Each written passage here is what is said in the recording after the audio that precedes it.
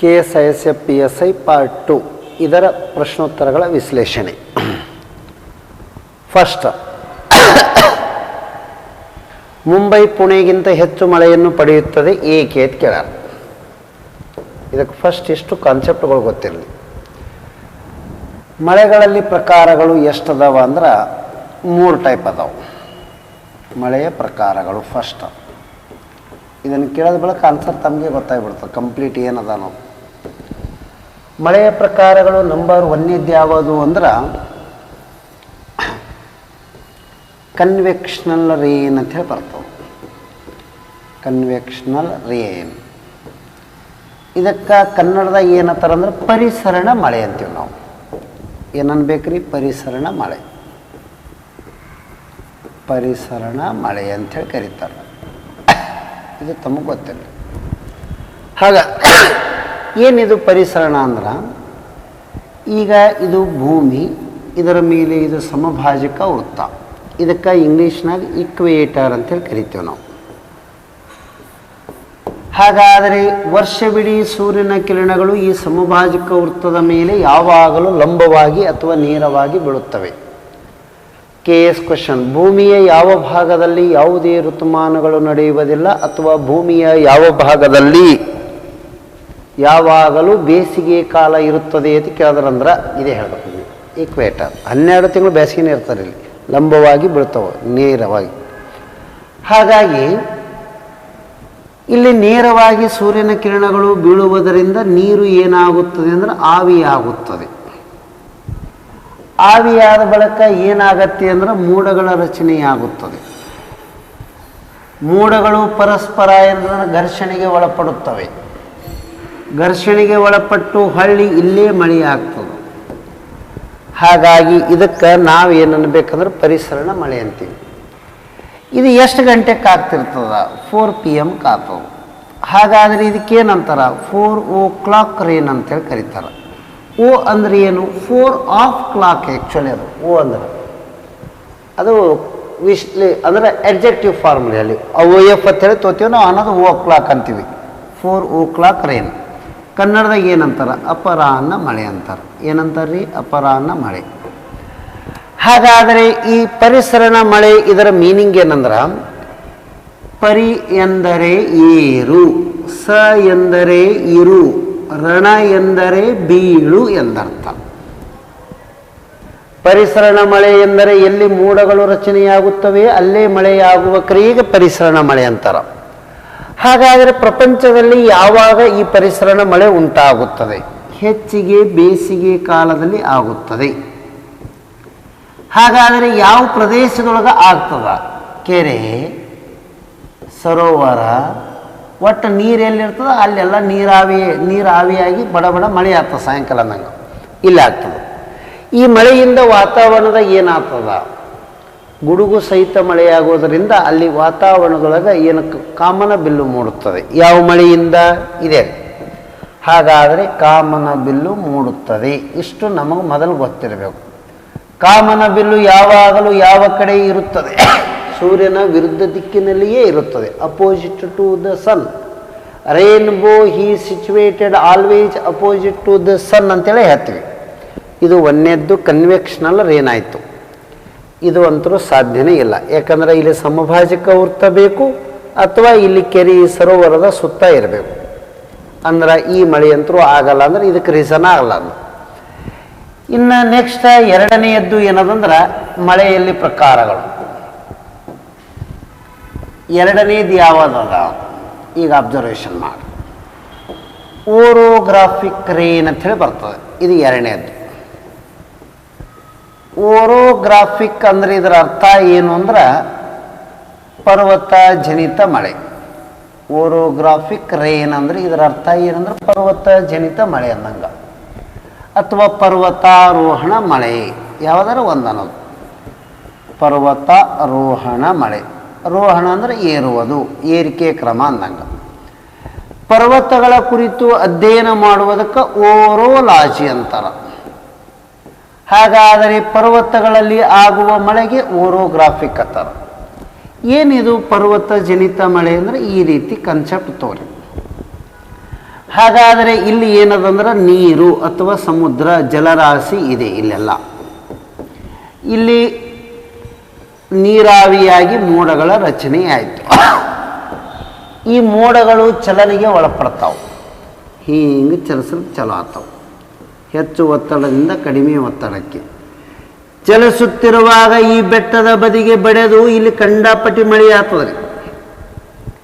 ಹಾಗಾದರೆ ಇದನ್ನು ನಾವೇನಂತೀವಿ ಅಂದರೆ ಈ ಬೆಟ್ಟದ ಬದಿಯಲ್ಲಿ ಆಗುವ ಮಳೆಗೆ ವಿಂಡ್ವರ್ಡ್ ಸೈಡ್ ಅಂತೇಳಿ ಕರೀತಾರ. ವಿಂಡ್ವರ್ಡ್ ಸೈಡ್ ಅಂದರೆ ಇದರ ಅರ್ಥ ಗಾಳಿಯ ದಿಕ್ಕು ಅಂದಂಗ. ಯಾವ ದಿಕ್ಕು ಇದು? ಗಾಳಿಯ ದಿಕ್ಕು. ಇನ್ನು ಮುಂಬೈ ಇರುವುದೇ ಇಲ್ಲೇ ಅದ. ಮತ್ತು ಹಾಗಾದರೆ ಇಲ್ಲಿ ಏನೇನದ? ಮಂಗಳೂರು ಅದ, ಉಡುಪಿ ಅದ, ಶಿವಮೊಗ್ಗ, ಇಲ್ಲೆಲ್ಲ ಹೆಚ್ಚು ಮಳೆ ಬೀಳುವ ಎಲ್ಲ ಈ ಕಡೆ ಅದಾವ. ಇಲ್ಲಿ ಸ್ವಲ್ಪ ಅಬ್ಸರ್ವೇಷನ್ ಮಾಡಿ. ಈ ಮೋಡಗಳು ಇಷ್ಟು ಎತ್ತರಕ್ಕೆ ಬರೋಣ ಇದ್ರ ಮ್ಯಾಗಿಂದ 5 ಸ್ಟೇಟು ಹೊಂಟು ಬಿಡ್ತಾವೆ. ಹಾಗಾಗಿ ಇಷ್ಟು ಎತ್ತರದಿಂದ ಹಿಂಗೆ ಓದ್ತಾವ್ರಿ ಅವು. ಅವಕ್ಕೇನು ಫೀಲ್ ಇಲ್ಲೊಂದು ಪುನಃ ಅದನ್ನು ಹಿಂಗೆ ಕೆಳಗೆ ಇಳಿಬೇಕು, ಮಳೆ ಆಗ್ಬೇಕು ಏನಿಲ್ಲ. ಇದಕ್ಕೆ ಯಾವುದು ಟಚ್ ಆದ್ರೆ ಅಷ್ಟೇ ಮಳೆ ಬರೋದು. ಇಲ್ಲಿ ಯಾವ ಊರು ಬರ್ತದಂದ್ರೆ ಪೂನಾ ಬರ್ತದೆ. ಇಲ್ಲಿ ಯಾವ ಊರು ಬರ್ತದಂದ್ರೆ ಬೆಂಗಳೂರು ಬರ್ತದೆ. ಮತ್ತು ಯಾವುದು ಅಂದರೆ ಇಲ್ಲಿ ನಾವು ಕರ್ನಾಟಕದೊಳಗೆ ಯಾವುದ್ರಿ? ಧಾರವಾಡ ಅಥವಾ ಏನಂದ್ರೆ ಉತ್ತರ ಕನ್ನಡ ತೊಗೊಂಡ್ರೆ ಇವು ಕಲಬುರಗಿ, ಯಾದಗಿರಿ ಈ ಕಡೆ ತೊಳೋದು. ಇವಕ್ಕೆ ನಾವು ಏನನ್ನಬೇಕು ಅಂದ್ರೆ ಲೀವರ್ಡ್ ಸೈಡ್ ಅಂತ ಹೇಳಿ ಕರೀತಾರೆ. ಲೀವರ್ಡ್ ಸೈಡ್ ಅಂದ್ರೆ ಗಾಳಿಯ ಮರೆಮಾಚುವ ದಿಕ್ಕು ಅಂದಂಗ. ಗಾಳಿಯ ಮರೆಮಾಚುವ ದಿಕ್ಕು, ಇದು ವರ್ಡ್ ಅನ್ನಬೇಕು. ಮರೆಮಾಚುವ ದಿಕ್ಕು ಎಂದು ಕರೆಯಲಾಗುತ್ತದೆ. ಮುಂಬೈಯಲ್ಲಿ ಅಧಿಕ ಮಳೆ ಬೀಳುತ್ತದೆ, ಏಕೆಂದರೆ ಅದು ಗಾಳಿಯ ದಿಕ್ಕಿನಲ್ಲಿ ಬರುತ್ತದೆ. ಅಲ್ಲಿ ಆನ್ಸರ್ ನಿಮಗೆ ಯಾವ್ದು ಬೇಕು ಅದನ್ನು ನೀವೇ ಡಿಸೈಡ್ ಮಾಡ್ಬೋದು. ಈಗ ಪೂನಾದಲ್ಲಿ ಕಡಿಮೆ ಮಳೆ ಬೀಳುತ್ತದೆ, ಏಕೆಂದರೆ ಅದು ಎಲ್ಲಿಯದ ಅಂದ್ರೆ ಗಾಳಿಯ ಮರೆಮಾಚುವ ದಿಕ್ಕಿನಲ್ಲಿ ಅದು. ಇದು ಕಾನ್ಸೆಪ್ಟ್ ಹೇಳ್ಬೇಕು. ಇಂಡಿಯಾದೊಳಗೆ ಹೆಚ್ಚಿಗೆ ಇದೇ ಮಳೆ ಆಗ್ತದ. At what type of the precipitation maximum in India? UPSC ಕ್ವಶನ್ನ. ಇದು ಓರೋಗ್ರಾಫಿಕ್ ರೇನ್. ವರ್ಲ್ಡ್ದೊಳಗೂ ಇದೇ ಆಗ್ತದೆ. ಬೆಟ್ಟ ಗುಡ್ಡಗಳಲ್ಲಿ ಇದೇ ಆಗ್ತದೆ, ಪಶ್ಚಿಮ ಘಟ್ಟಗಳಲ್ಲಿನೂ ಇದೇ ಆಗ್ತದೆ ಮಳೆ. ಕರ್ನಾಟಕದಾಗೂ ಇದೇ ಹೇಳಬೇಕು. ಇನ್ನು ಇದಕ್ಕೆ ಸರಿಯಾದ ಉತ್ತರ ಯಾವತ್ತು ಹೋಗಬಹುದು ನಾವು ಅಂದ್ರೆ ಒಂದೇದು ಮುಂಬೈ ಗಾಳಿಯ ದಿಕ್ಕಿನಲ್ಲಿ ಇದೆ. Mumbai is situated on the windward side ಅಂತೇಳಿ ಹೇಳ್ತೀವಿ ನಾವು. ಏನೋ ಒಂದು ಪ್ರಕಾರ ಅದನ್ನು ಒಂದು ಕರೆಕ್ಟ್ ಅಬ್ಸರ್ವೇಷನ್ ಮಾಡಿ. ಮೂರನೆಯದು ಸೈಕ್ಲೋನ, ಚಂಡಮಾರುತ ಅಂತಾರೆ. ಚಂಡಮಾರುತಕ್ಕೆ ಸೈಕ್ಲೋನ್ ಅಂತಾರೆ. ಸೈಕ್ಲೋನ್, ಚಂಡಮಾರುತ, ಇದು ಹೇಳಬೇಕು ನಾವು ಕರೆಕ್ಟಾಗಿ. ಹಾಗಾದರೆ ಈ ಚಂಡಮಾರುತಗಳು ಬೀಸುವುದು ಇದರದಿಂದ ಏನಾಗತ್ತೆ? ಇದು ಕೆಲವು ಸಾಂದರ್ಭಿಕ ಸ್ಥಳದಲ್ಲಿ ಬ್ಯಾಸಗಿದೊಳಗೆ ಮಾತ್ರ ಹೆಚ್ಚಿಗೆ ಆಗೋದು, ಅಥವಾ ಏನಂದ್ರೆ ಚಳಿಗಾಲದಲ್ಲಿ ಚಂಡಮಾರುತಗಳು ಬೀಸ್ತಾವೆ. ಹಾಗಾಗಿ ಪ್ರಮುಖವಾಗಿ ಚಂಡಮಾರುತಗಳು ಯಾವ ಋತುಮಾನದಲ್ಲಿ ಅಂದರೆ ಚಳಿಗಾಲ ಪ್ರದೇಶದ ಸಮಯದೊಳಗೆ ಆಗ್ತಿರ್ತಾವೆ. ಇದು ನಿರ್ದಿಷ್ಟವಾಗಿ ಕೆಲವೇ ಕೋಸ್ಟಲ್ ಏರಿಯಾಕ್ಕೆ ಇಫೆಕ್ಟ್ ಆಗ್ತದೆ ಅಂದಂಗೆ. ಇದು ಮೂರನೇ ಟೈಪ್. ಅಂದ್ರೆ ಒಂದನೇದು ಏನು ಕನ್ವೆಕ್ಷನಲ್, ಎರಡನೆಯದ್ದು ಯಾವುದು ಓರೋಗ್ರಾಫಿಕ್, ಮೂರನೇದು ಯಾವುದು ಸೈಕ್ಲೋನ್. ಒಂದನೇದ್ದು ಪರಿಸರಣ, 2 ಪರ್ವತಾಜನಿತ, 3 ಚಂಡಮಾರುತ. ಇದಕ್ಕೆ ನಾವೇನಂತೀವಿ ಅಂದ್ರೆ ಆವರ್ತನ ಮಳೆ, ಸೈಕ್ಲೋನ್. ಇಷ್ಟು ಹೇಳಬೇಕು. ನೆಕ್ಸ್ಟ್, ಹತ್ತಿ ಬೆಳೆಯಲು ಸೂಕ್ತವಾದ ಮಣ್ಣು ಯಾವುದು? ಮೋಸ್ಟ್ಲಿ ಇದು ಯಾರು ತಪ್ಪೇ ಹಾಕಿರಲ್ಲ ಅನ್ನಂಗೆ. ಹತ್ತಿ ಬೆಳೆಯಲು ಸೂಕ್ತವಾದ ಮಣ್ಣು ಯಾವುದು ಅಂತ ಕೇಳ್ತಾರೆ. ಹಾಗಾದರೆ ಇದಕ್ಕೆ ನಾವೇನು ಹೇಳಬೇಕು ಅಂದ್ರೆ ಕಪ್ಪು ಮಣ್ಣು ಆಗಿದೆ. ಯಾಕೆ ಅದನ್ನೇ ಅಂತ ಕೇಳ್ತಾರೆ. ಅದರ ಬಣ್ಣ ಕಪ್ಪು ಆಗಿದೆ ಅದಕ್ಕೆ, ಅಥವಾ ತೇವಾಂಶ ಉಳಿಸಿಕೊಳ್ಳುತ್ತೆ, ಲಾಲಾರಸದಿಂದ ಮಾಡಲ್ಪಟ್ಟಿದೆ, ಪ್ರಸ್ಥ ಭೂಮಿಯಲ್ಲಿ ಕಂಡುಬರುತ್ತದೆ. ಇದರೊಳಗೆ ಬೆಳಿಬೇಕು ಅಂದ್ರೆ ಅದಕ್ಕೇನು ಬೇಕು ಅಂದ್ರೆ ತೇವಾಂಶ ಬೇಕು. ಇದು ಭಾಳ ಇಂಪಾರ್ಟೆಂಟ್. ಹಾಗಾದರೆ ಇಲ್ಲೊಂದು 3 ವಿಚಾರಗಳನ್ನು ತೊಗೊಳ್ಳೋದು. ಫಸ್ಟ್, ಹತ್ತಿ ಅಂದ ತಕ್ಷಣ ನಮಗೆ ಪಟ್ನೆ ನೆನಪು ಬರೋದು BT ಹತ್ತಿ ಅಂತೇಳಿ ನೆನಪು ಬರ್ತದೆ. ಬಿ ಟಿ ಅಂದರೆ ಏನು? ಇದು ಒಂದು ಬ್ಯಾಕ್ಟೀರಿಯಾ ರೀ. ಇದರ ಹೆಸರು ಏನಂದ್ರೆ ಬ್ಯಾಸಿಲಿಯಸ್ ಥುರಿಂಜಿನೆಸಿಸ್. ಬ್ಯಾಕ್ಟೀರಿಯಾದ ಹೆಸರು ಬ್ಯಾಸಿಲಿಯಸ್ ಥುರಿಂಜಿನೆಸಿಸ್. ಇದು ಗೊತ್ತಿಲ್ಲ. ನೇಸಿಸ್. ಹತ್ತಿಯನ್ನು ಯಾವ ಭಾಗದಿಂದ ಪಡೆಯುತ್ತೇವೆ? ಕಾಯಿ ಅಥವಾ ಹಣ್ಣು? ಇದು ಹೇಳೋದು. ಹತ್ತಿಗೆ ಏನಂತಾರ? ಬಿಳಿ ಚಿನ್ನ ಎನ್ನುತ್ತಾರೆ. ಇದು ಹೇಳಬೇಕು. ಮೊದಲಿಗೆ ಹತ್ತಿ ಬೆಳೆದಿರುವುದು ಸಿಂಧೂ ನದಿ ಕಣಿವೆ ನಾಗರಿಕತೆ. ಇದು ಕರೆಕ್ಟ್ಗಾಗಿ. ಹಾಗಾದರೆ ಏನಂದ್ರೆ ಹತ್ತಿ ಬೆಳೆಯಲು ಎಂಥ ಮಣ್ಣು ಬೇಕು? ಕಪ್ಪು ಮಣ್ಣು ಬೇಕು. ಈ ಕಪ್ಪು ಮಣ್ಣು ಎನ್ನುವುದು ಎದರದಿಂದ ಆಗಿರ್ತದೆ? ಇಗ್ನಿಯಸ್ ರಾಕ್ಸ್ದಿಂದ ಆಗಿರ್ತದೆ. ಇಗ್ನಿಯಸ್ ರಾಕ್ಸ್ ಅಂದ್ರೆ ಏನು ಅಂದ್ರೆ ಅಗ್ನಿಶಿಲೆ. ಅಗ್ನಿಶಿಲೆಗೆ ಏನಂತಾರಂದ್ರೆ ಪ್ರಾಥಮಿಕ ಶಿಲೆ. ಹಾಗಾದರೆ ಪ್ರಾಥಮಿಕ ಶಿಲೆಗೆ ಇನ್ನೊಂದು ಹೆಸರು ಏನು ಅಂದ್ರೆ ಪೇರೆಂಟ್ ಶಿಲೆ. ಪೇರೆಂಟ್ಸ್ ಅಂತಾರಲ್ರಿ, ಮಾತೃಶಿಲೆ. ಈ ರೀತಿ ಪೇರೆಂಟ್ಸ್ ಅಥವಾ ಮಾತೃಶಿಲೆ ಇಷ್ಟೆಲ್ಲ ಹೆಸರು ಇದಕ್ಕೆ ಅದಾವ್ರಿ. ಹಾಗಾದರೆ ಇದರದಿಂದ ಆಗಿರುವುದೇ ಏನು ಅಂದ್ರೆ ಕಪ್ಪು ಮಣ್ಣು. ಕಪ್ಪು ಮಣ್ಣಿನಲ್ಲಿ ಕಣಗಳ ರಚನೆ ಚಿಕ್ಕದಾಗಿದ್ದು ಇದು ದೀರ್ಘಾವಧಿಯವರೆಗೆ ಏನು ಹಿಡಿದುಕೊಳ್ಳುತ್ತದೆ? ನೀರ ಅಂಶ, ತೇವಾಂಶ ಹಿಡಿದಿಟ್ಟುಕೊಳ್ಳುತ್ತದೆ. ಇದು ಹೇಳಬೇಕು. ಇನ್ನು ಮತ್ತೆ ಇದಕ್ಕೆ ಏನು ಕೇಳಿದ್ರು ಕಾನ್ಸ್ಟೇಬಲ್ಕ? ಇದರ ಇನ್ನೊಂದು ಹೆಸರು ರೇಗರ್ ಮಣ್ಣು, ಇನ್ನ ಒಂದು ಹೆಸರು ಚಾರ್ನೋಜಮಿಕ್ ಮಣ್ಣು. ಚಾರ್ನೋಜಮಿಕ್ ಮಣ್ಣು ಇದು ಹೇಳಬೇಕು. ಹಾಗಾದರೆ ಇದು ಭಾರತದಲ್ಲಿ ಎಲ್ಲಿ ಹೆಚ್ಚಿಗೆ ಅದ ಅಂತ ಕೇಳಿದ್ರು ಅಂದ್ರೆ ಈ ರೀತಿ ಏನಂದ್ರೆ ಇದು ಭಾರತ, ಇದಕ್ಕೆ ದಕ್ಕನ್ ಪ್ರಸ್ಥಭೂಮಿಯಲ್ಲಿ ಹೆಚ್ಚಳವಾಗಿದೆ. ಡೆಕ್ಕನ್ ಪ್ಲಾಟ್ಯೂ ಅಂತಾರೆ ಇದಕ್ಕೆ. ದಕ್ಕನ್ ಪ್ರಸ್ಥಭೂಮಿಯಲ್ಲಿ ಹೇರಳವಾಗಿದೆ. ಭಾರತದಲ್ಲಿ ಹತ್ತಿ ಸಂಶೋಧನಾ ಕೇಂದ್ರ ಯಾವುದು ಅಂತ ಕೇಳ್ತಾರೆ? ನಾಗ್ಪುರ್. ಅದು ಎಲ್ಲದ ಅಂದ್ರೆ ಮಹಾರಾಷ್ಟ್ರ. ಭಾರತದಲ್ಲಿ ಹೆಚ್ಚು ಹತ್ತಿ ಉತ್ಪಾದನೆ ಮಾಡುವ ರಾಜ್ಯ ಯಾವುದಂದ್ರೆ ಗುಜರಾತ್. ಇದು ಹೇಳಬೇಕು. ಇಷ್ಟು ನಮಗೆ ಕರೆಕ್ಟಾಗಿ ಇದರ ಬಗ್ಗೆ ಗೊತ್ತಿರಬೇಕು. ಇದಕ್ಕೆ PSI ಸಿವಿಲ್ ಕೇಳಿದ್ರು. ಬೇಸಿಗೆ ದಿನದಲ್ಲಿ ಈ ಮಣ್ಣಾಗ ತೇವಾಂಶ ಕಡಿಮೆ ಆಯಿತು, ಕರಿ ಮಣ್ಣಾಗ ಅಂದ್ರೆ ಎರೆಬಿಡಿ ಬಿಡ್ತಾವೆ. ಯಾವ ಮಣ್ಣು ಶುಷ್ಕ ಪ್ರದೇಶ, ಶುಷ್ಕ ವಾತಾವರಣದಲ್ಲಿ ಅಥವಾ ಬೇಸಿಗೆ ದಿನದಲ್ಲಿ ಸೀಳುತ್ತದೆ? ಕಪ್ಪು ಮಣ್ಣು, ಎರೆಬಿಡಿ ಬಿಡೋದಂತಾರೆ. ನೆಕ್ಸ್ಟ್, ಯಾವ ರಾಜ್ಯ ಅತ್ಯಂತ ಉದ್ದವಾದ ಕರಾವಳಿ ತೀರ ಹೊಂದಿದೆ? ಇದಕ್ಕೆ ಪೂರಕವಾಗಿ ಒಂದು ಕ್ವಶನ್ನ UPSCಗೂ ಸಪೋರ್ಟಿವ್ ಆಗಿ ಕ್ವಶನ್ ಇತ್ತು. ಏನಿತ್ತು ಅಂದ್ರೆ ಸ್ವಲ್ಪ ಅಬ್ಸರ್ವೇಷನ್ ಮಾಡಿ. ಭಾರತದಲ್ಲಿ ಕರಾವಳಿ ತೀರ ಹೊಂದಿರುವ ಒಟ್ಟು ರಾಜ್ಯಗಳ ಸಂಖ್ಯೆ ಎಷ್ಟು ಅಂದ್ರೆ 9 ರಾಜ್ಯಗಳು ಕರಾವಳಿ ತೀರವನ್ನು ಹೊಂದಿವೆ. ಇದು ನಮಗೆ ಐಡಿಯಾ ಇರಬೇಕು. ಹಾಗಾದರೆ ಈ 9 ರಾಜ್ಯಗಳು ಯಾವಂದ್ರೆ 1ನೇದ್ದು ಗುಜರಾತ, 2 ಮಹಾರಾಷ್ಟ್ರ, 3 ಗೋವಾ, 4 ಕರ್ನಾಟಕ, 5 ಕೇರಳ, 6 ತಮಿಳುನಾಡು, 7 ಆಂಧ್ರ ಪ್ರದೇಶ, 8 ಒಡಿಸ್ಸಾ, 9 ವೆಸ್ಟ್ ಬೆಂಗಾಲ್. ಎಷ್ಟು ರಾಜ್ಯಗಳು ಕರಾವಳಿ ತೀರ ಹೊಂದಿವೆ? 9 ರಾಜ್ಯಗಳು ಕರಾವಳಿ ತೀರ. IAS previous question. ಯಾವ ರಾಜ್ಯ ಅತಿ ಉದ್ದವಾದ ಕರಾವಳಿ ತೀರ ಹೊಂದಿದೆ? ಇದೇ ಪ್ರಶ್ನೆನೇ ಮೊದಲು ಕಾನ್ಸ್ಟೇಬಲ್ ಎಕ್ಸಾಮ್ ಕೇಳಿದ್ದು. ಗುಜರಾತ್. ಉದ್ದವಾದ ಕರಾವಳಿ ತೀರ ಹೊಂದಿರುವ ರಾಜ್ಯ ಗುಜರಾತ, ದೊಡ್ಡದಾದ ಕರಾವಳಿ ತೀರ ಹೊಂದಿರುವುದು Gujarat. Longest coastal area and largest coastal area ಎರಡಕ್ಕೂ ತೊಗೊಂಡ್ರು ಯಾವ್ದು ಹೇಳಬೇಕು ಅಂದ್ರೆ ಗುಜರಾತ್ಗೆ ಹೇಳಬೇಕು.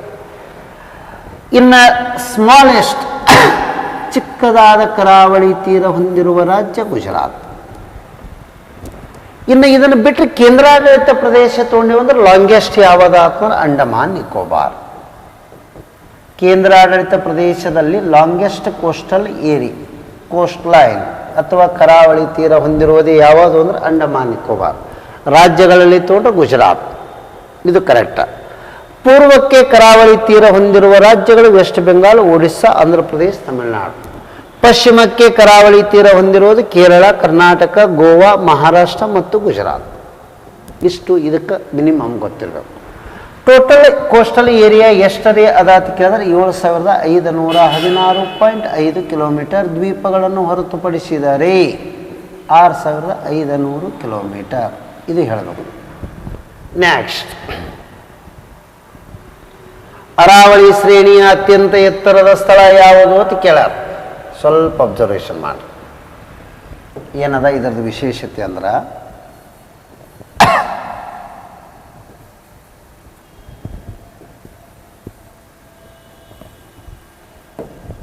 ಇಷ್ಟದ. ಹಾಗಾದರೆ ಇಲ್ಲೊಂದು ಸ್ವಲ್ಪ ಅಬ್ಸರ್ವೇಷನ್ ಮಾಡಬೇಕು. ಇಲ್ಲಿದಿಂದ ಇಲ್ಲಿ ತನಕ ಇದು ಅರಾವಳಿ ಪರ್ವತ ಶ್ರೇಣಿ ಕಂಪ್ಲೀಟ್. ಹೌದ್ರಿ? ಟೋಟಲ್ ಎಷ್ಟು ರಾಜ್ಯಗಳಲ್ಲಿ ಹಂಚಿಕೆಯಾಗ್ಯದ ಅಂತ ಕೇಳಿದ್ರು ಅಂದ್ರೆ ಇದ್ರ ಮ್ಯಾಗ ಪೂರಕ ಪ್ರಶ್ನೆ ಏನೇನದವ. ಹಾಗಾಗಿ ಫಸ್ಟ್ ಇದರ ಹೆಸರು ಏನು ಅಂದ್ರೆ ಅರಾವಳಿ ರೇಂಜ್.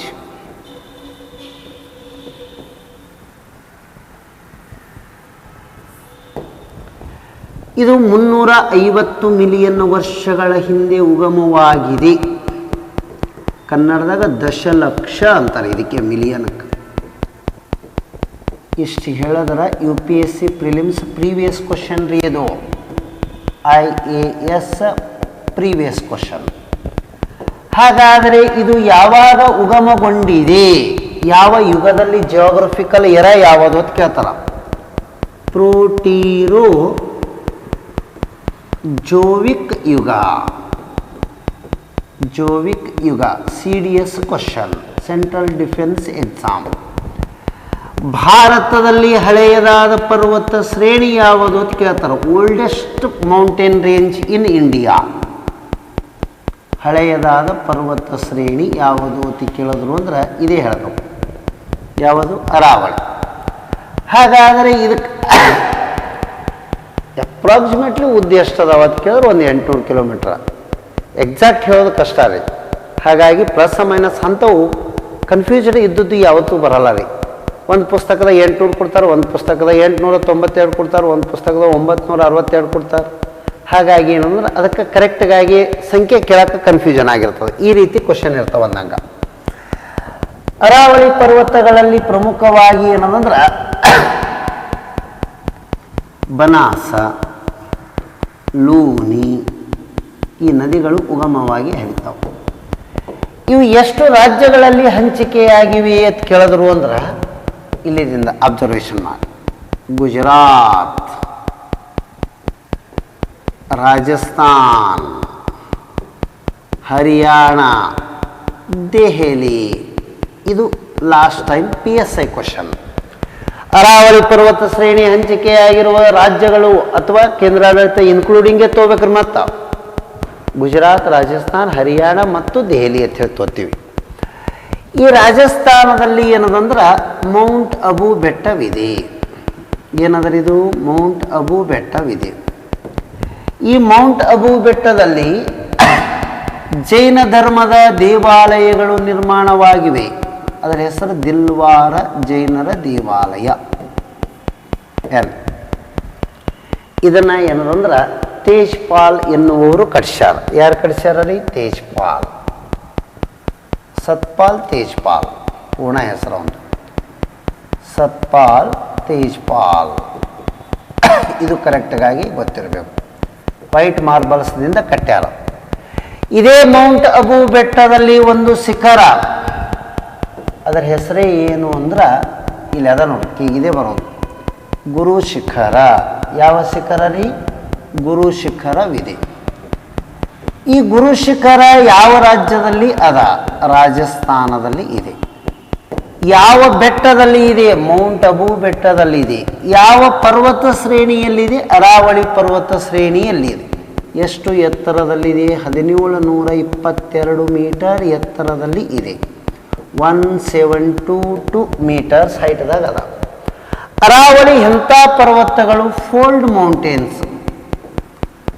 ಅಂದರೆ ಇದರ ಅರ್ಥ ಮಡಿಕೆ ಪರ್ವತಗಳು ಆಗಿವೆ. One of the oldest fold mountains in the world. ಜಗತ್ತಿನಲ್ಲಿ ಅತ್ಯಂತ ಹಳೆಯದಾದ ಮಡಿಕೆ ಪರ್ವತಗಳಲ್ಲಿ ಇದನ್ನು ಒಂದು ಬರ್ತದೆ ಅಂದಂಗೆ. ಇನ್ನು ಇಲ್ಲಿ ಸ್ವಲ್ಪ ಅಬ್ಸರ್ವೇಷನ್ ಮಾಡಿ, ಇಲ್ಲಿ ದೆಹಲಿ ಅಂತ ಹೇಳಿ ಅದಲ್ಲ, ಇಲ್ಲಿ ರೈಸೀನಾ ಬೆಟ್ಟಗಳು, ರೈಸೀನಾ ಹಿಲ್ಸ್ ಅಂತ ಹೇಳಿ ಬರ್ತಾವೆ. ರೈಸೀನಾ ಹಿಲ್ಸ್ ಅಥವಾ ರೈಸೀನಾ ಬೆಟ್ಟದ ಮೇಲೆ ಏನು ಇದೆ ಅಂದ್ರೆ ಭಾರತದ ರಾಷ್ಟ್ರಪತಿಗಳು ವಾಸಿಸುವಂತಹ ರಾಷ್ಟ್ರಪತಿ ಭವನ ನಿರ್ಮಾಣವಾಗಿದೆ. ರಾಷ್ಟ್ರಪತಿ ಭವನ ಎನ್ನುವುದು ಯಾವ ಬೆಟ್ಟದ ಮೇಲೆ ಇದೆ? ರೈಸೀನಾ ಹಿಲ್ಸ್. ರಾಷ್ಟ್ರಪತಿ ಭವನದ ವಿನ್ಯಾಸಕಾರ ಸರ್ ಎಡ್ವಿನ್ ಲುಟೇನ್ಸ್. ಇದು ಕರೆಕ್ಟ್ ನೆನಪಿಲ್ಲ. ಲುಟೇನ್ಸ್ ಯಾವ ಬೆಟ್ಟದ ಮ್ಯಾಗ? ರೈಸೀನಾ ಬೆಟ್ಟದ ಮೇಲೆ. ಎಲ್ಲಿ? ದೆಹಲಿದೊಳಗೆ. ಹಾಗಾದ್ರೆ ರೈಸೀನಾ ಹಿಲ್ಸ್ ಎದರ ಒಂದು ಭಾಗವಾಗಿದೆ ಕೇಳ್ತಾರ. ಇದಕ್ಕೆ ನಾವು ಏನು ಹೇಳಬೇಕು ಅಂದ್ರೆ, ಇದು ಏನಂದ್ರೆ ಅರಾವಳಿ ಪರ್ವತ ಶ್ರೇಣಿಯ ಒಂದು ಭಾಗವಾಗಿದೆ ಅಂತೇಳಿ ಹೇಳ್ಬೇಕು. ಇಲ್ಲಿ ಸ್ವಲ್ಪ ಅಬ್ಸರ್ವೇಷನ್ ಮಾಡಿ, ಏನದ ಇದ್ರದ್ದು ವಿಶೇಷತೆ ಅಂದ್ರೆ, ಅರಾವಳಿ ಶ್ರೇಣಿಯ ಎತ್ತರದ ಸ್ಥಳ ಯಾವುದು ಅಂತ ಕೇಳ್ತಾರ. ಇದಕ್ಕೆ ನಾವೇನು ಹೇಳಬೇಕಂದ್ರೆ ಗುರು ಶಿಖರವಾಗಿದೆ. ಎಷ್ಟು ಎತ್ತರದಲ್ಲಿ ಇದೆ ಅಂತ ಕೇಳ್ತಾರ?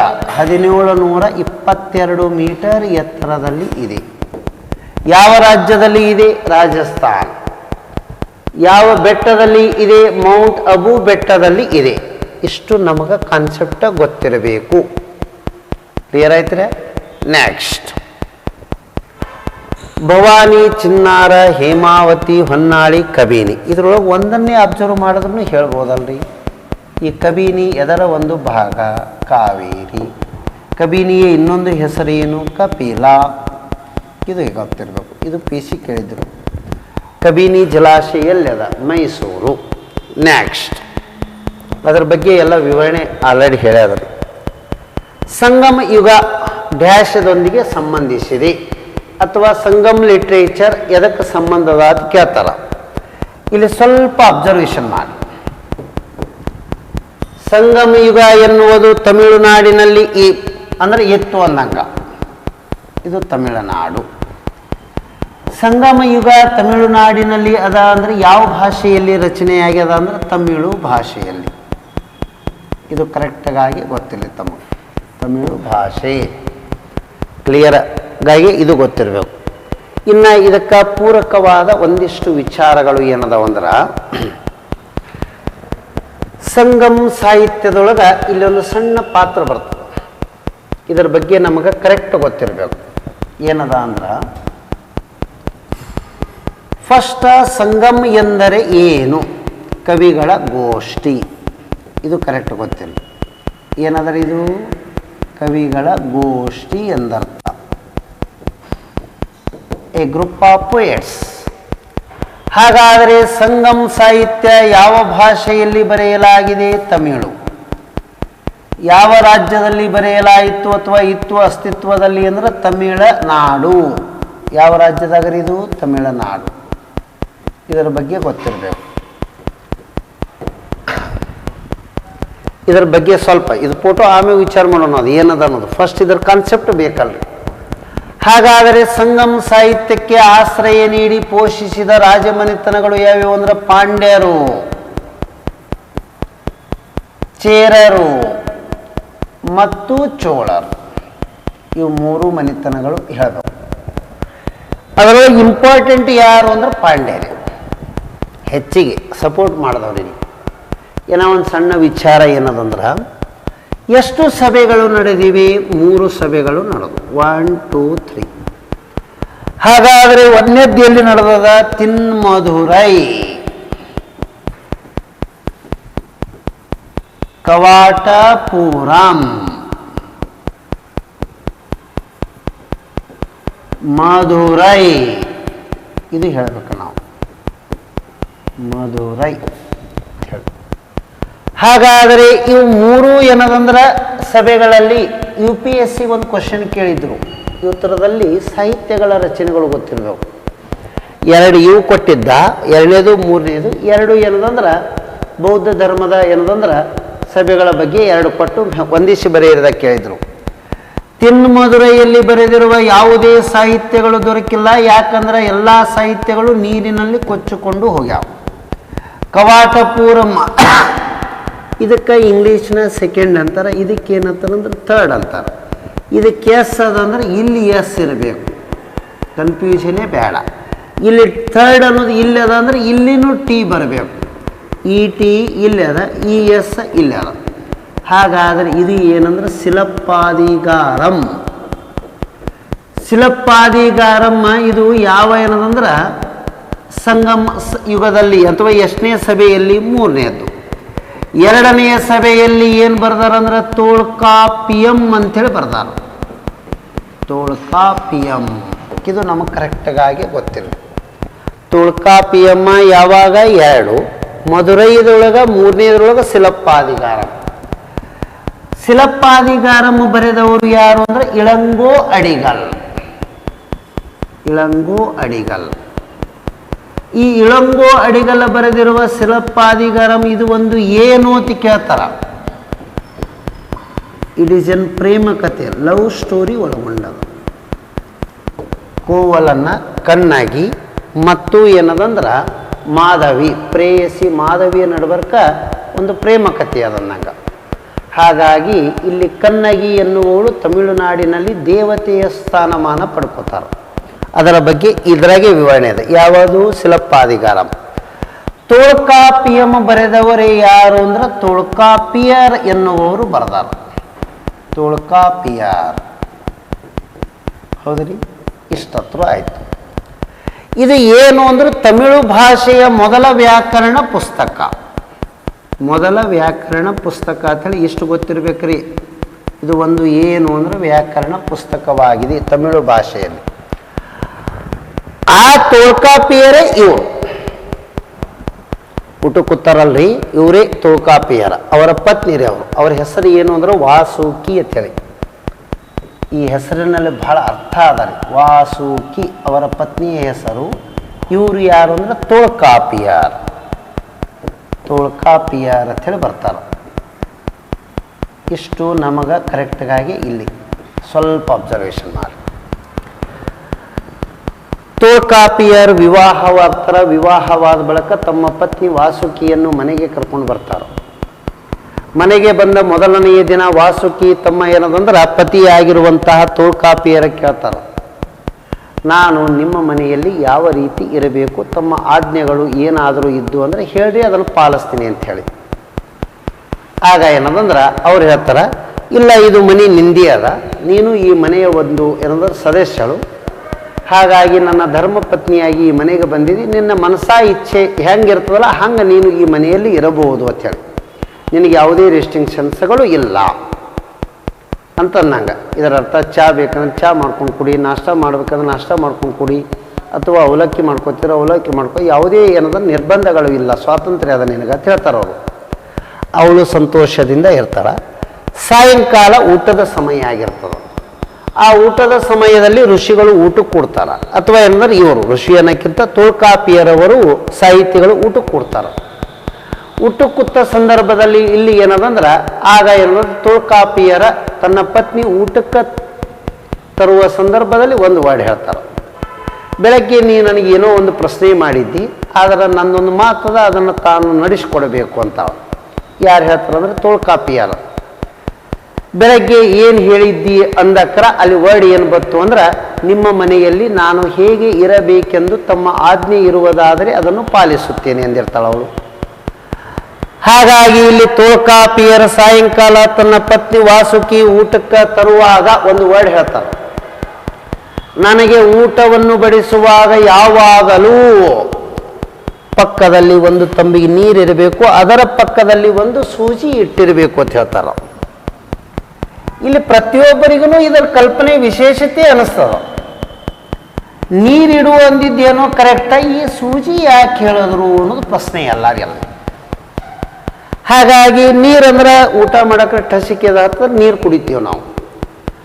ಆಗ ಏನಂದ್ರೆ ವಾಸುಕಿ ಎನ್ನುವವರು ತಮ್ಮ ಪತಿಯ ಆದೇಶಕ್ಕೆ ಮರು ಪ್ರಶ್ನೆ ಮಾಡಂಗಿಲ್ಲ. ನೀರು ಹೇಳಿರಿ ಓಕೆ, ಸೂಜಿ ಯಾಕೆ ಹೇಳಿದ್ರಿ ಅಂತೇಳಿ ಹೊಳೆ ಕೇಳಲ್ಲ. ಆಗ ಏನದಂದ್ರೆ ಒಂದು ವೇಳೆ ಈಗಿನವ್ರಿಗೆ ಹೆಂಗೆ ಅಂದೀವಿ ಅಂದ್ರೆ ಅದರ ವಿಚಾರ ಬೇರೆ. ಅಲ್ಲಿ ಪ್ರಶ್ನೆ ಅದು ಆಗಿನ ಕಾಲದಲ್ಲಿ ಹೆಂಗಿತ್ತು ಅನ್ನೋದು ವಾಸ್ತವಿಕವಾಗಿ ದಾಂಪತ್ಯ ಜೀವನದಲ್ಲಿ. ಈ ಸೂಜಿಯ ವಿಚಾರಕ್ಕೆ ಅವಳು ಯಾವತ್ತೂ ಪ್ರಶ್ನೆ ಮಾಡಲಿಲ್ಲ. ಇಡೀ ದಾಂಪತ್ಯ ಜೀವನದ ಕೊನೆಯ ಹಂತಕ್ಕೆ ಬತ್ತು. ಪ್ರತಿನಿತ್ಯ ಊಟ ಮಾಡ್ತಿದ್ರು. ಊಟದ ಸಂದರ್ಭದಲ್ಲಿ ಊಟಕ್ಕೆ ಬಾಳೆ ಗಿಡದ ಎಲೆ ಇಡ್ತಿದ್ರು, ಅದಕ್ಕೆ ಅನ್ನ ಹಾಕ್ತಿದ್ರು, ಸಾಂಬಾರು ಹಾಕ್ತಿದ್ರು, ಪಕ್ಕದಾಗ ತಂಬಿಗೆ ಕುಳ್ಳಿಕ್ಕೆ ನೀರು, ಅದೇ ತಂಬಿಗೆ ಒಳಗೆ ಒಂದು ಸೂಜಿ, ಇಷ್ಟು ಪ್ರತಿನಿತ್ಯನೂ ವಾಸುಕಿಯವರು ಇಡ್ತಾ ಇದ್ರು. ಆಗ ಪೂರ್ಣ ದಾಂಪತ್ಯ ಜೀವನದ ಕೊನೆಯ ಹಂತ ಬತ್ತು. ದಿನಾನೂ ನೋಡ್ತಿದ್ರು ಎಂದಾದರೂ ಸೂಜಿ ಮುಟ್ತಾರಂಥೇಳಿ. ಎಂದೂ ಮುಟ್ಲಿಲ್ಲ ಅವ್ರು ಸೂಜಿನೇ. ದಿನ ಊಟ ಮಾಡೋರು, ಕೈ ತಗೊಳ್ಳೋರು, ನೀರು ಕುಡಿಯೋರು, ಹೋಗಿಬಿಡೋರು ಅವರು. ಹಾಗಾದರೆ ಕೊನೆಯ ದಾಂಪತ್ಯ ಜೀವನದಲ್ಲಿ ಪತ್ನಿ ಏನದಂದ್ರೆ ಕೊನೆಯ ಸಂದರ್ಭದಲ್ಲಿ ಯಾವುದೋ ಏನಂದ್ರೆ ಒಂದು ಕಾಯಿಲೆಯ ಸಂದರ್ಭ ಹಾಸಿಗೆ ಹಿಡಿದಿರ್ತಾರೆ. ಆಗ ಅವ್ರು ಇನ್ನೇನು ಕೊನೆಯ ಕ್ಷಣಕ್ಕೆ ಏನಂದ್ರೆ ದೇಹಾಂತಗೊಳ್ಳುವ ಹಂತ ಬಂದಿರ್ತದೆ. ಆ ಸಂದರ್ಭದಲ್ಲಿ ಪಕ್ಕದಲ್ಲಿ ಕುಳಿತಿರುವಂತಹ ತೋಳ್ಕಾಪಿಯರ್ ಅವ್ರು ಕೇಳ್ತಾರೆ, ಈಗ ನೀನು ದೇಹಾಂತಗೊಳ್ಳುವ ಸಮಯ ಸಮೀಪಿಸ್ತಾ ಇದೆ, ನಿನ್ನ ಕೊನೆಯ ಏನಾದರೂ ಬೇಡಿಕೆಗಳು ಇದ್ದು ಅಂದರೆ ಕೇಳು ಅಂಥೇಳಿ. ಆಗ ಪೂರ್ಣ ದಾಂಪತ್ಯ ಜೀವನದ ಕೊನೆಯಲ್ಲಿ ಅವಳು ಕೇಳ್ಕೊತಾಳೆ, ಏನು ಅಂದ್ರೆ ನೀವು ನನಗೆ ಮೊದಲನೆಯ ದಿನ ಆದೇಶ ಮಾಡಿರುವುದು ಊಟಕ್ಕೆ ಬಡಿಸುವಾಗ ಒಂದು ತಂಬಿಗೆ ನೀರ, ಪಕ್ಕದಾಗ ಒಂದು ಸೂಜಿ ಹೇಳಿರಿ. ನಾನು ನನ್ನ ಜೀವನದ ಯಾವುದೇ ದಿನಗಳನ್ನು ತಪ್ಪಿಸಲಾರ್ದೇ ಪ್ರತಿನಿತ್ಯ ಸೂಜಿನೂ ಇಟ್ಟಿನೂ ನೀರು ಇಟ್ಟೀನಿ. ದಿನ ನೀರು ಕುಡಿದು ಎದ್ದು ಹೋಗ್ತಿದ್ರಿ, ಸೂಜಿ ನೋಡಲಿಲ್ಲ, ಸೂಜಿ ಮುಟ್ಲಿಲ್ಲ, ಸೂಜಿ ಯಾಕೆ ಹೇಳಿರಿ ಅಂತೇಳಿ ಕೇಳ್ತಾರೆ. ಆಗ ಅವರು ತಮ್ಮ ಪ್ರೀತಿಯ ಪತ್ನಿ ವಾಸುಕಿಗೆ ಹೇಳ್ತಾರೆ, ಛೀ ಹುಚ್ಚಿ, ಎಷ್ಟೆಲ್ಲ ಸಣ್ಣದಕ್ಕೆ ವಿಚಾರ ಮಾಡಿದಲ್ಲ, ನಿಜವಾಗಿ ಇರೋದು ನೀ ಎಂದಾದರೂ ನನಗೆ ಅನ್ನ ಬಡಿಸುವಾಗ ಅನ್ನದ ಕಾಳುಗಳು ನೆಲದ ಮೇಲೆ ಚೆಲ್ಲಿದ ಅನ್ನದ ಕಾಳುಗಳನ್ನು ಸೂಜಿಯಿಂದ ಚುಚ್ಚಿ ಅದನ್ನು ನಾನು ಮತ್ತೆ ನನ್ನ ತಾಟಕ್ಕೆ ಹಾಕೊಳ್ಳೋ ಸಲುವಾಗಿ ಹೇಳೀನಿ. ನೀನು ನಿನ್ನ ಜೀವನದಲ್ಲಿ ಯಾವತ್ತೂ ಅನ್ನದ ಕಾಳ ನೆಲಕ್ಕೆ ಬೀಳಿಸಲಿಲ್ಲ, ನನಗೆ ಸೂಜಿ ಮುಟ್ಟಿ ಅದನ್ನು ತೋಳುವ ಭಾಗ್ಯನೇ ಬರಲಿಲ್ಲ. ಹಾಗಾಗಿ ನನ್ನ ದೃಷ್ಟಿಕೋನದಾಗ ನೀನು ಒಂದು ದಿನನೂ ಆ ತಪ್ಪೇ ಮಾಡಿಲ್ಲ ಅಂತ ಹೇಳ್ತಾರೆ. ಅಂದ್ರೆ ಇದು ದಾಂಪತ್ಯ ಜೀವನದ ನಿಜವಾದ ಅರ್ಥೈಸುವಿಕೆ. ಹಾಗಾಗಿ ಎಲ್ಲ ವಾಸುಕಿ ಎನ್ನುವ ಹೆಸರಿನ ನಿಜವಾದ ಅರ್ಥ ಏನು ಅಂದ್ರೆ ತಪ್ಪು ಮಾಡದೇ ಜೀವಿಸುವವಳು ಅಥವಾ ತಪ್ಪು ಮಾಡದೇ ಇರುವವಳು ಎಂದರ್ಥ. ಅದರ ಅರ್ಥ ಕೊಡ್ತದೆ ಅಂದಂಗೆ. ಯಾರು ಬರೆದಿದ್ರಿ? ತೋಳ್ಕಾಪಿಯರ್. ಇಲ್ಲಿ ಏನೋ ಒಂದು ಸಣ್ಣದು ವಿಚಾರ ಏನು ಬರಲಿ ಅಂದ್ರೆ, ತಮಿಳು ಸಾಹಿತ್ಯದಲ್ಲಿ ಒಂದು ಕೇಸ್ಕೊಂಡು ಕ್ವಶನ್ ಕೇಳಿದ್ರು. ಬೈಬಲ್ ಅಂತೇಳಿ ಕರೀತಾರೆ. ಎದಕ್ಕೆ ಕರೀತಾರ ಅಂತ ಕೇಳ್ತಾರ. ತಿರಕ್ಕುರಾಳ್ ಅಂಥೇಳಿ ಬರ್ತಾವೆ. ತಿರಕ್ಕುರಾಳ್ ಕೃತಿ. ಇದನ್ನು ಯಾರು ಬರ್ದಾರ? ತಿರುವಳ್ಳವರ ಬರೆದಿದ್ದಾರೆ. ಇದನ್ನು ಏನನ್ನಬೇಕು? ತಮಿಳುನಾಡಿನ ಬೈಬಲ್. KS ಕ್ವಶನ್ ಇದು. ಇದನ್ನು ಒಂದು ಗೊತ್ತಿರಲಿ. ನೆಕ್ಸ್ಟ್, ಬಂಕಿಂಗ್ ಹ್ಯಾಮ್ ಕಾಲುವೆ ಎಲ್ಲಿದೆ ಅಂತ ಕೇಳ್ತಾರೆ. ಇದು 2-3 ಸಲ ಸೆಂಟ್ರಲ್ ಗೌರ್ಮೆಂಟ್ ಎಕ್ಸಾಮ್ಗೆ ಆಲ್ರೆಡಿ ರಿಪೀಟೆಡ್ ಕ್ವಶನ್ ಇದು ಎಲ್ಲದ ಅಂದ್ರೆ ತಮಿಳ್ನಾಡು ಪ್ಲಸ್ ಆಂಧ್ರ ಕೋಸ್ಟಲ್ ಏರಿಯಾದಾಗ ಬರ್ತದೆ. ಹಾಗಾದರೆ ಎಲ್ಲಿದಿಂದ ಎಲ್ಲಿಗೆ ಅದ ಅಂದ್ರೆ ಈ ರೀತಿ ಅನ್ನಂದ್ರೆ ಇಂಡಿಯಾ. ಇಲ್ಲಿ ಇದು ಆಂಧ್ರ ಪ್ರದೇಶ, ಇದು ತಮಿಳ್ನಾಡು. ಇಲ್ಲಿ ಕಂಟಿನ್ಯೂವರ್ಸ್ಲಿ ಕೋಸ್ಟಲ್ ಏರಿಯಾದಾಗ ಬರ್ತವೆ. ಯಾವುದು ಅಂದರೆ ಇದು ಬಂಕಿಂಗ್ ಹ್ಯಾಮ್ ಅಂಥೇಳಿ ಕಾಲುವೆ ಬರ್ತದೆ. ಟೋಟಲ್ ಎಷ್ಟು ಕಿಲೋಮೀಟರ್ ಅಂದ್ರೆ ಒಂದು 796 ಕಿಲೋಮೀಟರ್ ಉದ್ದ ಅಥವಾ 800 ಕಿಲೋಮೀಟರ್ ತನಕ ಉದ್ದವಾಗಿದೆ. ಇದು ಯಾವ 2 ರಾಜ್ಯಗಳಂದ್ರೆ ಇದು ಆಂಧ್ರ ಪ್ರದೇಶ, ಇದು ಯಾವುದ್ರಿ? ತಮಿಳ್ನಾಡು. ಆಂಧ್ರ ಪ್ರದೇಶದಾಗ ಎಲ್ಲಿದಿಂದ ಚಾಲು ಆಗ್ತದೆ? ಕಾಕಿನಾಡ ಅಂತೇಳಿ ಬಂದರು, ಅದು ಅಲ್ಲಿಂದ ಚಾಲು ಆಗ್ತದೆ. ನೆಕ್ಸ್ಟ್, ತಾಮ್ರದ ಅದಿರನ್ನು ಗಣಿಗಾರಿಕೆ ಮಾಡುವ ಸಿಂಗಭೂಮ ಎನ್ನುವುದು ಎಲ್ಲಿದೆ? ಸಿಂಗಭೂಮ ಎನ್ನುವುದು ಜಾರ್ಖಂಡ್ ರಾಜ್ಯ. ಎಲ್ಲದರಿದು? ಜಾರ್ಖಂಡ್. ಜಾರ್ಖಂಡದ ರಾಜಧಾನಿ ಯಾವುದು ಅಂತ ಕೇಳಿದ್ರು ಅಂದ್ರೆ ರಾಂಚಿ ಅನ್ನಬೇಕು. ಯಾವುದ್ರಿ? ರಾಂಚಿ. ರಾಂಚಿ ಎನ್ನುವುದು ಎಲ್ಲದಂದ್ರೆ ಛೋಟಾ ನಾಗ್ಪುರ್ ಪ್ಲ್ಯಾಟೂದೊಳಗದ. ಛೋಟಾ ನಾಗ್ಪುರ್ ಪ್ಲ್ಯಾಟೂ ಅಂದ್ರೆ ಪ್ರಸ್ಥಭೂಮಿಯಲ್ಲಿ ಇದೆ. ಛೋಟಾ ನಾಗ್ಪುರ್ ಪ್ರಸ್ಥಭೂಮಿಯಲ್ಲಿರುವ ಪ್ರಮುಖ ನಗರ ಯಾವುದು ಅಂದ್ರೆ ರಾಂಚಿ. ಇಲ್ಲಿ ಯಾವ ವಿಮಾನ ನಿಲ್ದಾಣವಿದೆ ಅಂದ್ರೆ ಬಿರ್ಸಾ ಮುಂಡಾ ವಿಮಾನ ನಿಲ್ದಾಣ. ಬಿರ್ಸಾ ಮುಂಡಾ ಯಾರ ನಾಯಕ ಅಂದ್ರೆ ಮುಂಡರ ನಾಯಕ ಬಿರ್ಸಾ ಮುಂಡಾ ಅಂತೇಳಿ. ಇದು PSI ಕ್ವಶನ್. ಅವರೊಬ್ಬರು ಬುಡಕಟ್ಟು ಸಮುದಾಯದವರು ಬಿರ್ಸಾ ಮುಂಡಾ ಅಂತೇಳಿ ಮುಂಡರ ಜನಾಂಗದ ನಾಯಕರಾಗಿದ್ದರು, ಜಾರ್ಖಂಡ್ದಾಗಿದ್ದರು. ಇದು ಕರೆಕ್ಟ್ಗಾಗಿ ಗೊತ್ತಿರಲಿ. ಹಾಗಾದರೆ ತಾಮ್ರಕ್ಕೆ ಸಂಬಂಧಪಟ್ಟಿದ್ದು ಒಂದು ಎರಡು ವಿಚಾರ ಏನು ಅಂದ್ರೆ, ತಾಮ್ರದ ಸಂಕೇತ ಏನು ಅಂದ್ರೆ CU ಅಂದ್ರೆ ಏನಂದ್ರೆ ಕ್ಯುಪ್ರಮ್ ಅಂತೇಳಿ ಕರೀತಾರೆ. ತಾಮ್ರದ ಪ್ರಮುಖವಾದ ಅದಿರು ಯಾವುದು ಅಂದ್ರೆ ತಾಮ್ರದ ಪೈರೈಟ್ಸ್. ಡಿ.ಎಡ್ ಟೀಚರ್ ಕ್ವಶನ್ ಕೇಳಿದ್ರಿ. ಇದು ತಾಮ್ರದ ಪೈರೈಟ್ಸ್, ಇದು ನಾವು ಹೇಳಬೇಕು. ಇಲ್ಲಿ ಲಗ್ನ ಆಗಿ ಗಂಡನ ಮನೆಗೆ ಹೋಗೋ ಹೊತ್ತಿಗೆ ಆ ಯುವತಿಯವರು ತಾಮ್ರದ ಕೊಡ, ತಾಮ್ರದ ತಂಬಿಗೆ, ತಾಮ್ರದ ತಾಟ್ ತೊಗೊಂಡು ಹೋಗ್ತಾರೆ.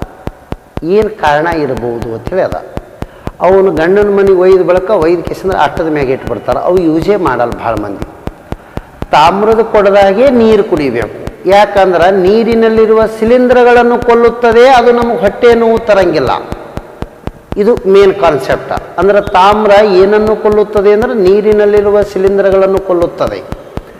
ಇನ್ನು ತಾಮ್ರದ ಕೊಡ ಇವತ್ತ ಏನಂದ್ರೆ ಅಗ್ದಿ ಏನಂದ್ರೆ ಉಪ್ಪ ನಿಂಬಿಕಾಯಿ ಹಚ್ಚಿ ತೊಳಿತಾರೆ, ಅಗ್ದಿ ಹೊಳಿತದೆ ತಾಮ್ರದ ಕೊಡ. ಮರ್ದಿನ ನೋಡಿದ್ರೆ ಮತ್ತೆ ಗ್ರೀನಿಶ್ ಕಲರೇ ಆಗ್ತದೆ. ಯಾಕೆ ಅದು ಕೇಳ್ತಾರೆ, ಅದು ಗಾಳಿಯೊಂದಿಗೆ ವರ್ತಿಸಿ ತಾಮ್ರದ ಸಲ್ಫೇಟ್ ಬಿಡುಗಡೆ ಮಾಡುತ್ತಿರುತ್ತದೆ. ಏನು ಬಿಡುಗಡೆ ಮಾಡ್ತದೆ ರೀ? ತಾಮ್ರದ ಸಲ್ಫೇಟ್ ಬಿಡುಗಡೆ ಮಾಡುತ್ತದೆ. ಅದಕ್ಕೆ ತಾಮ್ರದ ಉಪಕರಣಗಳು ಎಷ್ಟು ತೊಳೆದ್ರು ಮತ್ತೆ ಮರುದಿನ ಹಾಗೆ ಆಯ್ತು. ಏನು ಬಿಡುಗಡೆ ಆಯ್ತು? ತಾಮ್ರದ ಸಲ್ಫೇಟ. ಪ್ರಪಂಚದಲ್ಲಿ ಹೆಚ್ಚು ತಾಮ್ರ ಎಲ್ಲಿ ಉತ್ಪಾದನೆ ಆಗ್ತದೆ ಅಂದ್ರೆ ಚೀಲಿ ದೇಶ. ಚೀಲಿದೊಳಗೆ ಎಲ್ಲಿ? ಅಟಕಮಾ ಡೆಸರ್ಟ್. ಇದು ಹೇಳ. ಭಾರತದಲ್ಲಿ ಏನೋ ಒಂದು ತಾಮ್ರ ದೊರೆಯುವ ಸ್ಥಳ ಎಲ್ಲಂದ್ರೆ ಖೇತ್ರಿ. ಖೇತ್ರಿ ಎಲ್ಲದಂದ್ರೆ ರಾಜಸ್ಥಾನ್. ರಾಜಸ್ಥಾನದಾಗ ಎಲ್ಲದ ಅಂತ ಕೇಳ್ತಾರ, ಅರಾವಳಿ ರೇಂಜ್ದೊಳಗದ. ಇದು ಹೇಳ. ಖೇತ್ರಿ ಇದಕ್ಕೆ ಪ್ರಸಿದ್ಧಿಯಾಗಿದೆ, ತಾಮ್ರಕ್ಕೆ ಪ್ರಸಿದ್ಧಿ. ಕರ್ನಾಟಕದಾಗೂ ಒಂದು ಸ್ವಲ್ಪ ತಾಮ್ರ ಸಿಗ್ತದೆ. ಎಲ್ಲೆಲ್ಲ ಅದ ಅಂದ್ರೆ ಯಾದಗಿರಿ ಜಿಲ್ಲಾದೊಳಗೆ ಇಂಗಳದಾಳ ಯಾದಗಿರಿ. ಹಾಗಾದರೆ ಏನದಂದ್ರೆ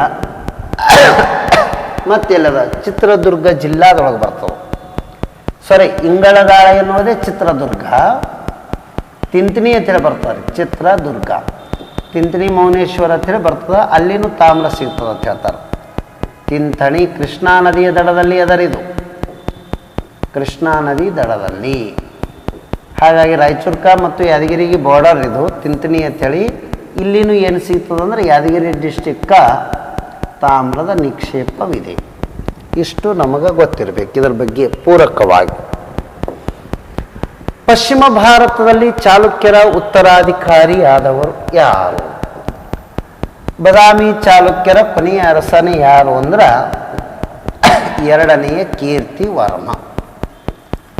ಹೆಸರು ಕೀರ್ತಿವರ್ಮ, ಬಟ್ ಇವನೇ ಲಾಸ್ಟ್ ಅನ್ನಂಗೆ. ಇನ್ನು ಅವರನ್ನು ಸೋಲಿಸಿ ಅಧಿಕಾರಕ್ಕೆ ಬಂದವರೇ ಯಾರು ಅಂದ್ರೆ ರಾಷ್ಟ್ರಕೂಟರ ಅರಸರು. ಯಾರು ಅಂದ್ರೆ ದಂತಿ ದುರ್ಗ. ಇದು ಹೇಳಿಬಿಟ್ರೆ ಮುಗಿದೈತೆ. ಒಂದ್ಸಲ UPSC ಪ್ರಿಲಿಮ್ಸ್ ಕೇಳ್ಯಾರ ರಾಷ್ಟ್ರಕೂಟರ ಸ್ಥಾಪಕ ಅಂತ ಹೇಳಿ ದಂತಿ ದುರ್ಗ. ಅಂದ್ರೆ ಇವರನ್ನು ಚಾಲುಕ್ಯರನ್ನು ಸೋಲಿಸಿದ ಬಳಿಕ ಯಾರು ಬರ್ತಾರ ಅಂದ್ರೆ ರಾಷ್ಟ್ರಕೂಟರು. ಇದಕ್ಕೆ ಸರಿಯಾದ ಉತ್ತರ ಯಾವುದು ಅಂದ್ರೆ ರಾಷ್ಟ್ರಕೂಟರು ಅಂತ ಹೇಳಿ. ಪಲ್ಲವರು ಎಲ್ಲಿ ಬರ್ತಾರಂದ್ರಿ ಕಂಚಿದೊಳಗೆ, ತಮಿಳ್ನಾಡು, ನಮಗೆ ಸಂಬಂಧನೇ ಇಲ್ಲ. ವಾರಂಗಲ್ ಮಹಾರಾಷ್ಟ್ರ, ಇವರು ಸಂಬಂಧ. ಚೋಳರು ತಂಜಾವೂರು ತಮಿಳ್ನಾಡು. ನೆಕ್ಸ್ಟ್ ಇವರು ಮಳಕೇಡ, ಕಾಗಿಣಿ ನದಿ ದಡದಲ್ಲಿ. ಸಿಂಧೂ ಕಣಿವೆ ನಾಗರಿಕತೆಯಲ್ಲಿ ಗ್ರೇಟ್ ಬಾತ್ ಎಲ್ಲಿದೆ ಅಂತ ಕೇಳ್ತಾರೆ. ಉಗ್ರಾಣಗಳು ಎಲ್ಲಿವೆ? ಹರಪ್ಪಾದಲ್ಲಿ ಇವೆ. ಹಾಗಾದರೆ ಗ್ರೇಟ್ ಬಾತ್ ಎಲ್ಲಿದೆ? ಮೆಹೆಂಜೋದಾರೋದಲ್ಲಿ ಇದೆ. ಇಲ್ಲೊಂದಿಷ್ಟು ಸುಮ್ಮನೆ ಒಂದು ಸಣ್ಣದು ಸ್ಟೋರಿ ಅದ. ಇದು ನಿಮಗೆ ಅಬ್ಸರ್ವೇಷನ್ ಮಾಡಿ ಸ್ವಲ್ಪ. ಇಷ್ಟದ ಅಲ್ರಿ?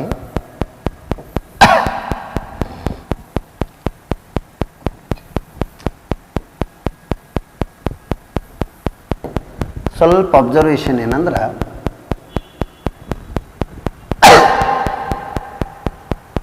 ಪಂಜಾಬದೊಳಗೆ ರೂಪಾರ ಅಂಥೇಳಿ ಅದ ಪ್ಲೇಸ್, ಹರಿಯಾಣದೊಳಗೆ ಬನಾವಲಿ ಅಂಥೇಳಿ ಅದ. ಇಲ್ಲಿ ಈ ರೀತಿ ತಿಳ್ಕೊಬೋದು ತಾವು. ಪಂಜಾಬದೊಳಗೆ ರೂಪಾರ ಅನ್ನೋದು ಇದ್ದದ್ದು ರೂಪ ಅಂಥೇಳಿ. ಹಾಗಾದರೆ ಹರಿಯಾಣದಲ್ಲಿ ಬನಾವಲಿ ಅಂಥೇಳಿ ಅದ ಅಂದ್ರೆ ಇಲ್ಲಿ ಬನಾವಲಿನೇ ಇರಲಿ. ಇವರಿಬ್ಬರು ಫ್ರೆಂಡ್ಸ್, ಪಂಜಾಬಿನ ರೂಪ, ಹರಿಯಾಣದ ಬನಾವಲಿ ಅಂಥೇಳಿ. ಈ ಇಬ್ಬರು ಕೂಡಿಕೆಸಿಂದ್ರ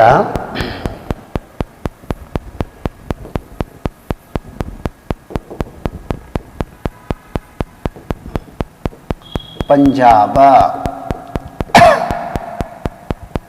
ರೂಪಾರ ಪೂರ್ಣ ಹೆಸರು, ಹರಿಯಾಣ, ಬನಾವಲಿ ಆಯ್ತ್ರೆ. ಇವರು ಇಬ್ಬರೂ ಕೂಡಿಕೆಸಿಂದ್ರ ಹೊರಟರು. ಹೋಗುತ್ತಿರುವಾಗ ರಾಜಸ್ಥಾನ ಬತ್ತು. ಯಾವುದು ರಾಜ್ಯ ಬತ್ತು? ರಾಜಸ್ಥಾನ ಬತ್ತು. ರಾಜಸ್ಥಾನದಲ್ಲಿ ಎಲ್ಲಿ ಹೊಂಟಿದ್ರು ಅಂದ್ರೆ ನಡ್ಕೋತ ಹೊಂಟಿದ್ರು, ಕಾಲಿಬಂಗಾನದಲ್ಲಿ ಹೊಂಟಿದ್ರು. ಕಾಲಿಬಂಗಾನ ಬರಿಗಾಲಿನಲ್ಲಿ ಹೆಂಗೆ ಹೊಂಟಿದ್ರು ಅಂದ್ರೆ ಕಾಲಿಬಂಗಾನದಲ್ಲಿ. ಈ ಕಾಲಿಬಂಗಾನದಲ್ಲಿ ಹೋಗುತ್ತಿರುವಾಗ ಅವರಿಗೆ ಈ ಹೊಲದಾಗ ನೇಗಿಲು ಸಾಲುಗಳು ಹಾಕಿದ್ರು, ಉಳುಮೆ ಮಾಡಿರುವ ನೇಗಿಲು ಸಾಲುಗಳು. ಅಂದ್ರೆ ನೇಗಿಲು ಸಾಲುಗಳು ಎಲ್ಲಿದಾವ ಅಂದ್ರೆ ರಾಜಸ್ಥಾನದ ಕಾಲಿಬಂಗಾನ, ಇದು ಗೊತ್ತಿರಬೇಕು. ಎರಡನೆಯದ್ದು, ಅಲ್ಲಿದಿಂದ ಮುಂದೆ ಬಾಯಾರಿಕೆ ಆಯಿತು, ನೀರು ಕುಡಿಬೇಕಂತೇಳಿ ಬಂದರು. ಆಗ ನೀರು ಕುಡಿಬೇಕಂತೇಳಿ ಮುಂದೆ ಬಂದಾಗ ಏನದಂದ್ರೆ ಇಲ್ಲಿ ಏನದಂದ್ರೆ ನೀರು ತುಂಬಿಕೊಳ್ಳೋ ಅಷ್ಟೊತ್ತಿಗೆ ಏನಂದ್ರೆ ನೀರಿನ ಜಾರಿ ಬಿದ್ದರು. ಸೀದಾ ಎಲ್ಲಿ ತನಕ ಬಂದರು ಅಂದ್ರೆ ಧೋಲ್ವಿರಾ ಇದು ಎಲ್ಲದಂದ್ರೆ ಗುಜರಾತಿನಲ್ಲಿ ಇದೆ. ಈ ಧೋಲ್ವಿರಾ ಎನ್ನುವುದು ಗುಜರಾತಿನಲ್ಲಿ ಅದಲ್ಲ. ಇದಕ್ಕೆ ವಿಶೇಷ ಏನದ ಅಂದ್ರೆ ಈ ಫಸ್ಟ್ ಅವರು ಒರಿಜಿನಲ್ ಎಲ್ಲಿಯವರು ಪಂಜಾಬಿನ ರೂಪ, ಹರಿಯಾಣದ ಬನಾವಲಿ, ರಾಜಸ್ಥಾನದ ಕಾಲಿಬಂಗಾನದಲ್ಲಿ ಬರಿಗಾಲದಲ್ಲೂ ನೇಗಿಲ ಸಾಲದ ನಡೆದ್ರು.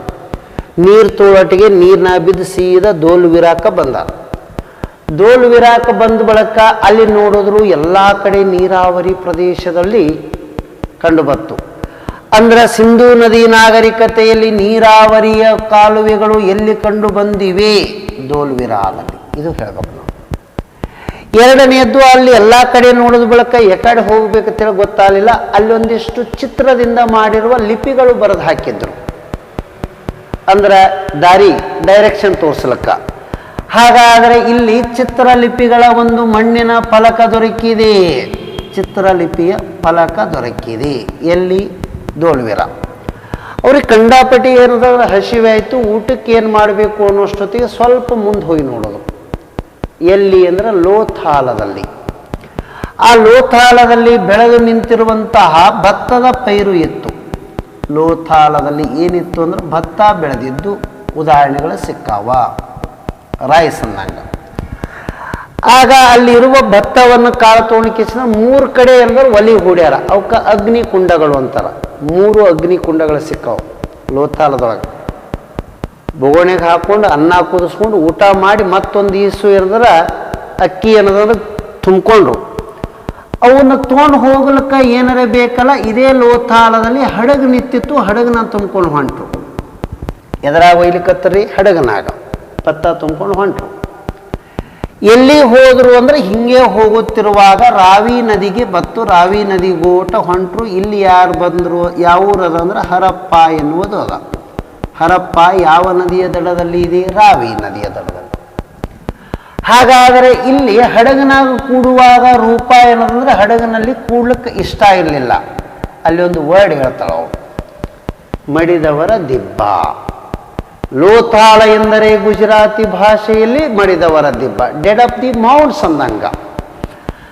ಆದರೂ ಹಡಗನಾಗ ಕೂತು ಹೋದ ಬಳಿಕ ಯಾವ ನದಿಗೋಟು ಹೋದ್ರು ಅಂದ್ರೆ ರಾವಿ, ಯಾವ ಊರು ಬತ್ತು ಅಂದ್ರೆ ಹರಪ್ಪ. ಇಲ್ಲಿ ಏನದವ ಅಂದ್ರೆ ಉಗ್ರಾಣಗಳು ಕಂಡು ಬರುತ್ತವೆ, ವೇರ್ ಹೌಸ್ಗಳು.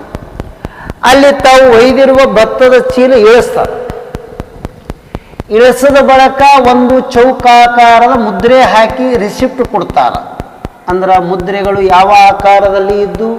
ಚೌಕಾಕಾರದಲ್ಲಿ ಇದ್ದು. ಟೆರಾಕೋಟ ಎನ್ನುವ ಮಣ್ಣಿನಿಂದ ಮಾಡಲ್ಪಟ್ಟಿದ್ದು ಮುದ್ರೆ ಇದ್ದು ಅವಾಗಿನ.